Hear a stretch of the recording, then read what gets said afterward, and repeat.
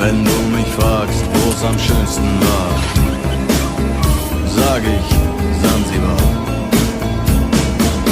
Es war eine harte Überfahrt.